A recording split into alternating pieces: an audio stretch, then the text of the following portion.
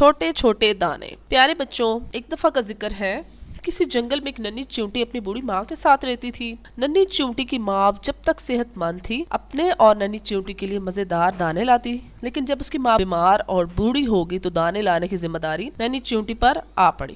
اس کی ماں نے اسے سمجھایا تھا کہ برسات سے پہلے بہت سا دانہ جمع کرنا ضروری ہے تاکہ سردیوں میں آرام رہے اور خوراک بھی آسانی سے ملتی رہے۔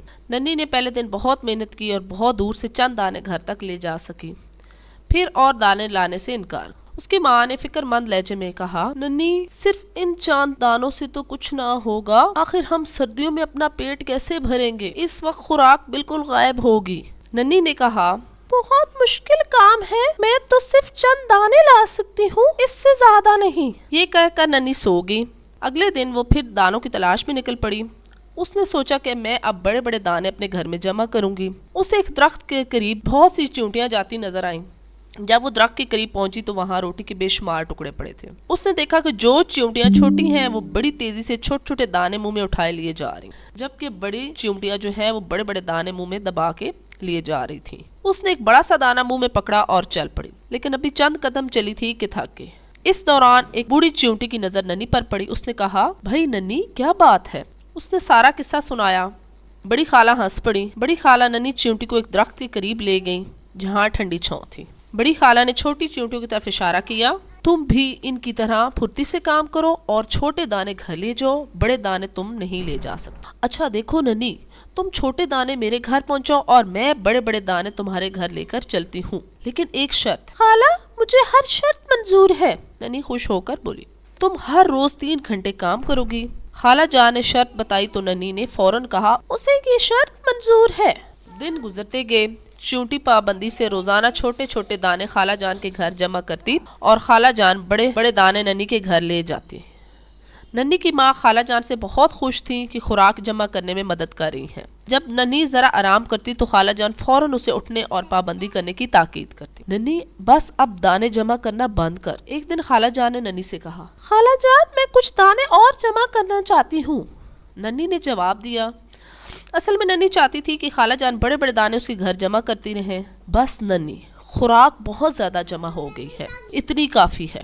خالہ جان نے ننھی کو سمجھایا تو اس نے بات مان لی۔ پھر ننھی اور خالہ جان اپنے اپنے گھروں کو روانہ ہو گئیں۔ دن گزرتے رہے۔ ننھی کے ہاں بہت سی خوراک جمع تھی۔ خوراک کے بڑے بڑے دانے دیکھ کر ننھی خالہ جان کی شکر گزار تھی۔ ایک دن جب سردیاں زوروں پر سب جانور اپنے اپنے گھروں میں آرام کر رہے تھے کہ اچانک ننھی کے گھر کے دروازے پر دستک ہوئی۔ ننھی نے دروازہ کھولا تو خوشی سے اس کی چیخ نکل گئی، مہربان خالہ جان۔ مہربان خالہ جان سامنے کھڑی تھی۔ ننھی نے جلدی سے انہیں اندر بلایا اور ان کی خوب خاطر۔ اس کی ماں بھی خالہ جان کی بہت شکر گزار تھی۔ خالہ جان، آپ کی بہت بہت مہربانی۔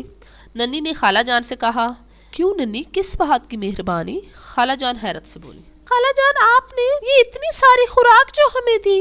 ننھی نے خوراک کے بڑے ڈھیر کی طرف اشارہ کیا۔ خالہ جان نے کہا، لیکن تم نے وہ خوراک تو دیکھی ہی نہیں جو میں نے گودام میں جمع کی ہے، جو تم لائی تھی۔ خالہ جان، وہ تو چھوٹے دانے تھے، ان کے مقابلے میں ان بڑے دانوں کا کیا مقام ہے؟ خود دیکھو گی تو پتہ چلے گا کہ کس کی خوراک زیادہ ہے، وہ جو تم نے جمع کی تھی یا بڑے دانے جو میں نے تمہارے گھر میں جمع کیے ہیں۔ خالہ جان نے کہا اور اس کی ماں سے اجازت لی کہ وہ ننھی کو اپنے گھر لے کے جا رہی ہے تاکہ اسے خوراک دکھا سکے۔ اس کی ماں نے اجازت دے دی اور خالہ جان ننھی کو لے کر اپنے گھر روانہ ہو گئی۔ ارے خالہ جان، ننھی کے منہ سے حیرت کے مارے چیخ نکل گئی۔ کیوں ننھی، دیکھا تم نے کتنی خوراک جمع کی ہے؟ اب بتاؤ، وہ خوراک زیادہ تھی یا یہ چھوٹے چھوٹے دانے؟ خالہ جان نے مسکراتے ہوئے پوچھا، خالہ جان، میں ماننے کو تیار نہیں ہوں، میں اتنی ساری خوراک جمع نہیں کر سکتی۔ اس نے زور زور سے نفی میں سر ہلایا۔ دیکھو ننھی، خالہ جان نے اسے سمجھاتے ہوئے کہا، یہ سب خوراک تم نے جمع کی ہے، یہ اس لیے بہت زیادہ ہے کہ تم نے ہر مہینے میں ہر روز بہت محنت اور ایمانداری سے کام کیا۔ تم نے کام کے دوران ایک لمحہ بھی آرام نہیں، تم نے کام بڑی باقاعدگی سے مسلسل کیا، یہ اس کا کمال ہے۔